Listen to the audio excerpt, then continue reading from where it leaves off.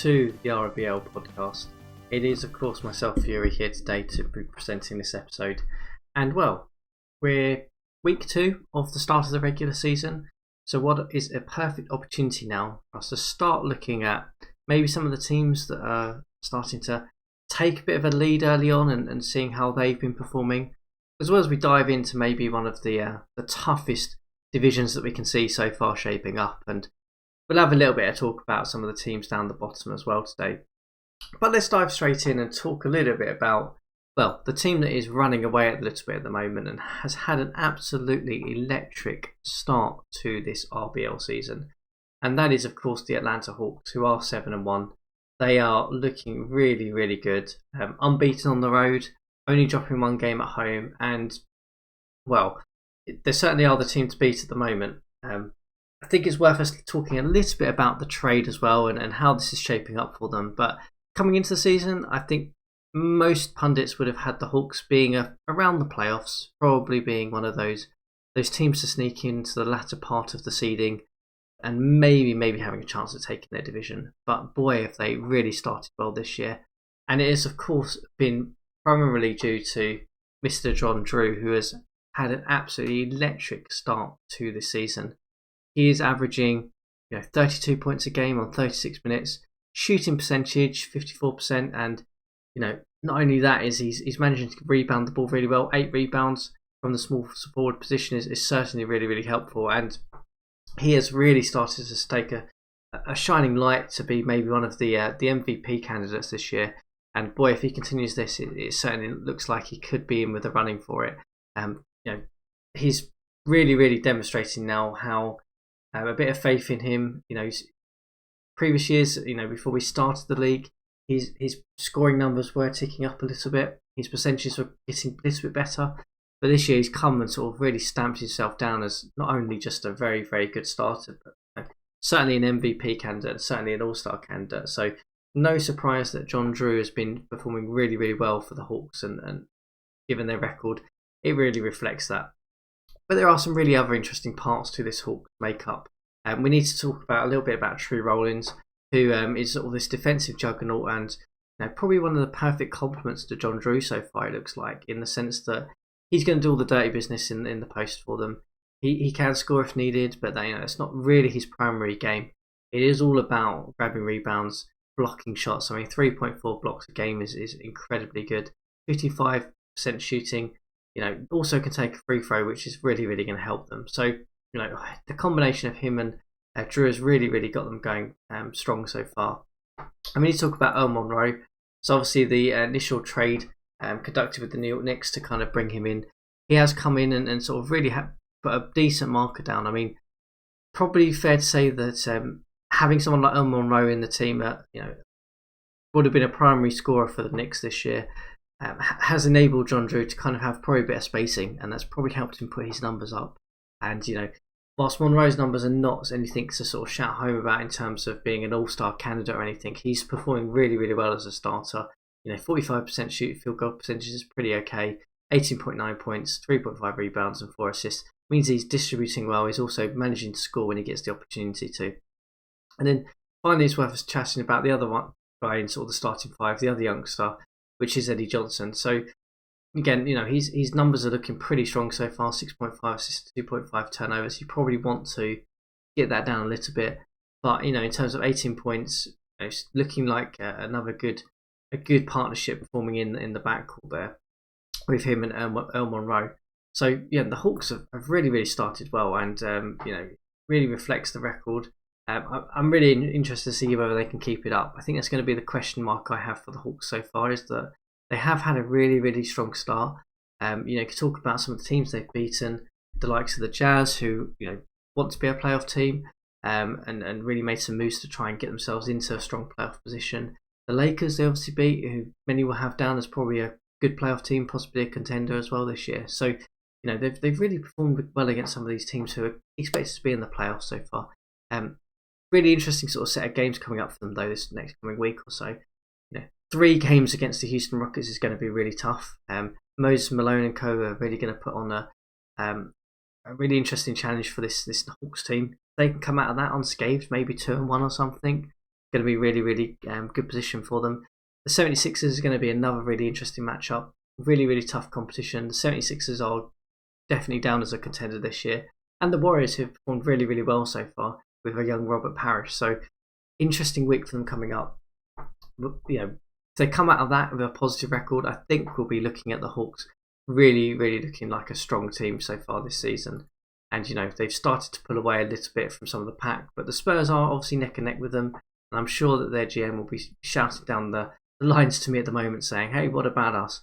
But I'm sorry, San Antonio. We'll talk about you another time, but we had to talk about the Hawks this time in the Central Division. If we turn our head over to the Atlantic, we talked a little bit about the 76ers earlier in terms of the Hawks, but the 76ers have come off a really difficult start, I think. They've played some fairly strong teams. We'll talk about the Nuggets, I think, a bit later, but they've had to play the likes of Spurs already. Pistons obviously are sort of poorly performing at the moment, but they look like a strong outfit. Whilst they're 4-2, I think many would have expected maybe the 76ers to have come out and be closer to the Hawks record, sort of being that sort of 5-1, 6-0 type record. But there are some really, really good signs from this team. If we start delving into it a little bit, obviously they brought in Foots Walker, who is not going to be a primary starter for them, I don't think, but his numbers are looking okay from the bench. I think probably want to get his shooting numbers up a little bit to be a bit more acceptable, but he's kind of doing what he was expected to do. That is to kind of come in, distribute the ball a little bit, score if needed, but not that efficiently, and just be a pest on defense. But it really is, we need to be talking about Mr. Julius Erving if we're talking about the 76ers. His numbers are looking good. They're pretty much in line with what his career averages have been so far. If you're talking about MVP candidate, he's certainly going to be there, but me, I'd have John Drew if I was comparing the two at the moment. But his numbers are looking good. His shooting numbers are looking good. He's rebounding well. He's not getting into any foul issues or anything like that. He has been the driving force for this 76ers team. But he is supported by a really, really strong cast. We can't not talk about George McInnes.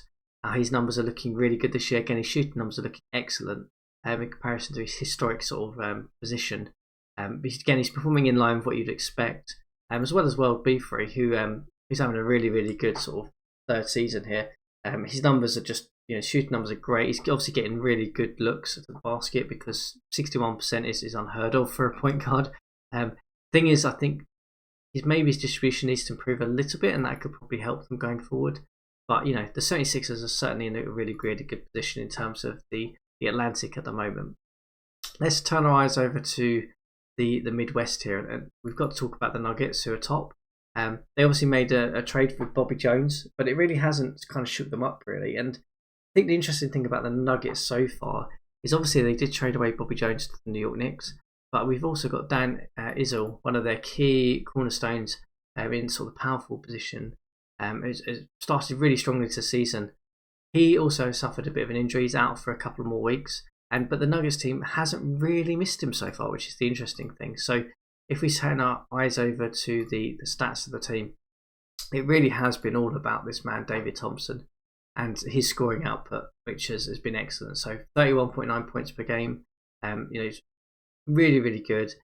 His shooting numbers are pretty much in line where they have been historically, but that jump in terms of points has really, really just driven this Nuggets team forward. They've kind of started to make a bit of a presence at the top of their division, looking like a really, really strong outfit. I think the question mark for the Nuggets is really going to be, if Dan Isel's out for 15 days, is this team going to still be up the top going forward, really? So far they've shown really, really positive signs. Jim Price has had a really, really good sort of role so far. I'm liking what I'm seeing from him. He's probably putting up some of his best numbers since his Lakers days. Which is really, really helping this Nuggets team. And if we look at their schedule, they have a tough sort of 15 days as well. We've got likes of the Spurs, the Lakers, the 76ers, the Suns. Pacers are certainly not a team to be sniffed at, as well as the Bulls as well. So they've got a tough sort of set of series coming up until Ozil gets back, really. So that's going to be the question mark, I think, for them at the top of their division so far. And there is one other team that I just want to give a shout out to. But I think I want to talk about that division as a whole. So I was going to talk a little bit about the Suns and how some of their metrics are looking great. So if we go over to the the team stats here and we start looking a little bit at some of the efficiency numbers, and we start looking at the Suns here, they are sort of standing out a little bit in terms of some of the other teams we talked about. I know the Spurs we've mentioned, 76ers, the Hawks, but the Suns have really, really good metrics coming into this, but they're not the top of their standings, and I was surprised by that. But then when you look at the Pacific Division, I mean, talk about a competitive division this year so far. The Supersonics are 4-1, the Suns are 5-2, the Lakers are 5-2, the Trailblazers are 5-2, and the Warriors at the bottom are 4-4. So there's currently not a losing team in that division, and it's going to be really tough to see how that plays out. So I really like the Suns because their efficiency has been really good. If I again go back over, I think it has been a bit about Paul Westphal who's looking really good. But let's not sniff about Alex English, one of the arrivals in a trade from the Milwaukee Bucks, has put up really good numbers as well. So he's starting to sort of demonstrate that he can be a really, really good starter in this league. But Paul Westphal is definitely driving this team forward. 30 points per game. His efficiencies may be kind of in line with where we would expect, although I probably would want that to be up a little bit more, but I'm guessing he's probably getting quite high usage, I'm guessing. His usage is 33.8. So that probably explains why that's a little bit lower. But hopefully if English develops, that usage will go away a little bit and those efficiency numbers will come up for him. But he's really driving this team forward. He's got a nice supporting cast. Alvin Adams has put up decent numbers so far, again in line with what we would expect. But Mike Bratz has had a fantastic start to his RBL and his actual initial career. 49% shooting, 11.9 points. He's kind of doing a bit of everything on that point guard position. So I'm sure they'll be hoping to continue that with him. But if I go back to the standings, it's just really fascinating. I mean, if you told me at the start of the season where this would have played out, I'd probably said maybe the Supersonics would have been up the top with the Lakers and the Trailblazers, and then the Suns and Warriors probably trailing behind. But it's certainly not looking like that at the moment. How that continues, I don't know, but that's going to be a really, really tough division to watch, and one that I'm certainly going to be excited to kind of see how it continues with, in particular. And then we've just got one more team that I want to talk about, and that is down the bottom of the standings, the poor old Kansas City Kings, who I think it's fair to say knew it was going to be a tough rebuilding year for them. They are currently 0-7, haven't won a game yet, but there are some really positive signs to come out of this team, despite the record. And we should really talk a little bit about Otis Birdsong. So again, the rookie has come in, and his numbers are not looking too bad for a rookie, actually. I mean, the shooting field goal percentage maybe needs to kind of improve, but again, I'm guessing this is probably because his usage is quite high at 30. So, he is getting a lot of the ball, a lot of looks. He's having to do a lot of the offensive work himself. So, as this team continues to build, develop, draftees come in, that should start to adjust as we move forward. But, nothing to be sniffed at. 20 points per game, 5 rebounds, looking like a really strong starting position for the rookie himself. So that is a shining light. They do look like they already have a scoring talent in their midst, which is going to help them. Scott Wedman has looked like he's kind of continuing his trajectory in terms of being a solid starter. I wouldn't necessarily say he's going to be anything beyond that at this moment in time, despite that potential possibly being there for some of his general defense and his handling ability. I think he could be, he could continue to be quite an efficient glue guy in this league in particular. So, there's signs there that they've got a bit of a rotation going out on the wing position. I think there's some work to do in terms of the point guard position, because longer term, I don't think Lucius Allen or the likes of where is he? The likes of Ron Boone is going to really be the long term thing. I think that's going to be somewhere they'll need to kind of bring someone in or draft someone in probably. And then if we look towards their front court, I think there is again some work to be done here, but I think Landsberger is probably not the right answer. Tom Owens and co, I mean, they're probably not necessarily the right kind of people you want in here all the time. I mean, he's looking like he's having a very poor season so far in terms of his numbers. Again, probably because his usage is quite high, I would imagine.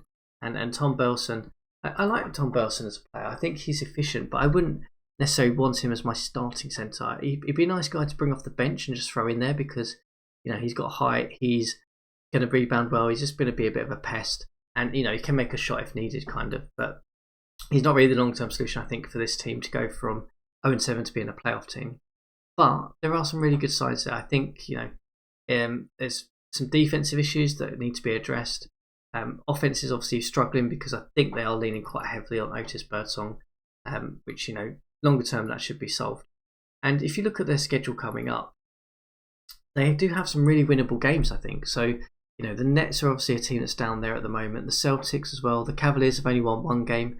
And they've got 2 opportunities against them coming up as well. So there are some winnable games here. I mean, I don't expect the Kansas City Kings to be 0 whatever it is anytime. I'll post probably the next sim or so because I think they'll win one of those games.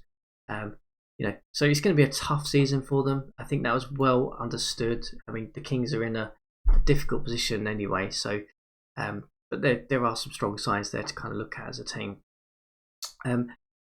That kind of brings me to the conclusion of the teams and things. If there's a team you want me to talk about for the next episode, please drop me a line, drop me a message on Discord. I'm happy to talk about them. But I thought it'd be useful just to talk about the teams at the top and obviously the Kings down the bottom there and my thoughts on them. But let's turn our attention over to the players because we're already getting some really interesting performances. I mean, we talked about John Drew and David Thompson, but that is not the man at the top of the standings at the moment. That is George Gervin, who has been absolutely incredible so far, to be frank. I mean, if we thought John Drew and David Thompson were playing well, George Gervin is just playing lights out, to be perfectly honest with you. His shooting percentages are fantastic. 37 points off of 33 minutes, though. I mean, that's unheard of at the moment. And, just demonstrates how well the Spurs have started this season. I mean, they are 6-1, but George Gervin has just been absolutely phenomenal. Well above and beyond what his historic performances have been to date. And so I'm going to be interested to see whether he can continue with that performance, really. I mean, if we head over to the game logs and have a little look at some of these performances, they have been absolutely incredible. I mean, 42 points against Houston, 41 points against Buffalo. He's only dropped below 30 points for one game, which was against Philadelphia, which you can probably understand given how good Philadelphia are. But incredible performances from him at the moment. So going to be interested to see how he continues. And then we need to talk a bit about Bernard King at the top as well. I mean, 36 points in 38 minutes is really, really good. The Nets obviously are in a sort of a bit of a retooling phase, I think, at the moment. But if you've got someone like Bernard King to rebuild around, I think you're going to be in a strong position going forward. So again, he's only a rookie. But that's the scary thing about Bernard King is that this is his first season in the league. So we've got another 10 to 12 years of this, possibly. So I'm really excited to see how he continues to do. And then finally, I just wanted to talk a little bit about Kareem as well, because whilst he's not leading the point sort of scoring chart at the moment, his numbers have still been very, very good. I mean, 28 points, 11 rebounds, 2 assists, steal and 3 blocks is like a man who's doing a bit of everything, to be frank. His numbers are looking strong. I'd say probably wants a bit more of an improvement in terms of his shooting percentages, but I'm going to guess if I go back to his efficiency, he's probably high on the efficiency if I can find it. Yeah, 32.5, so high efficiency at the moment. But, really, really looking like he is in the prime of his career, and no surprise the Lakers are 5-2 so far. So it's been really, really interesting. Let's have a little look at some of the rookies as well whilst we're here, and talk a little bit about some of those. So we talked about King and Birdsong and so on. But let's turn our eyes over to maybe some of the guys who are perhaps doing some of the other things on the side of the ball. So, we could talk about Norm Nixon quickly. Again, a rookie, he's not going to have the highest scoring numbers because, he's got Kareem basically to distribute the ball to. Field goal percentage is pretty ugly at the moment. But, he is managing to get 7.3 assists in 4 turnovers. So his assist numbers are pretty much there. Kind of wants to get those turnover numbers down a little bit. But fascinating to see how he's doing. Let's take a little look at the rebounding list. So we talked about Trey Rollins. I mean, I guess the surprise from everyone's perspective probably is Tom Laggard from the Denver Nuggets, who, again, percentage is not great, but he is nearly averaging a double-double each game. Not bad for a rookie who probably wasn't expecting necessarily to take up such a big role in the Denver Nuggets team. Probably argue that it'd be interesting how he does when with Dan Izzo out, whether he can step up to the mark. It'll be fascinating to watch that one, I think. And then let's talk a little bit about grab over and talk a little bit about maybe some of the guys who are doing some of the ugly stuff on the side of the ball. So we we've got the likes of Robert Reed, who's averaging 2.6 steals, pretty good numbers across the board there for a rookie as well. And then in terms of blocks, I mean, we talked about true honors. Ben Puckett, who on Detroit looks like he's putting up okay numbers, good shooting percentages there. Again, he's in 20 minutes. That's not bad. I would happily take 7-3 and nearly 2 blocks a game from a guy who's playing 20 minutes. That'd be a nice thing to have coming off the bench there. But that kind of brings us to the close of this episode, really. Just a little bit of a chat about the teams, about some of the players, and about if there's any interesting news. Of course, if there's anything you want me to talk about going forward, I mean, we'll talk about trades and all sorts of things like that. There haven't been any since we recorded, but always in the market if you've got ideas. And of course, if you want to come on the show and talk about your team or talk about anything RBL related, always delighted and happy to have you on. We'll be back next time to talk about all things RBL, scores, standings, injuries, trades, you name it. This is the place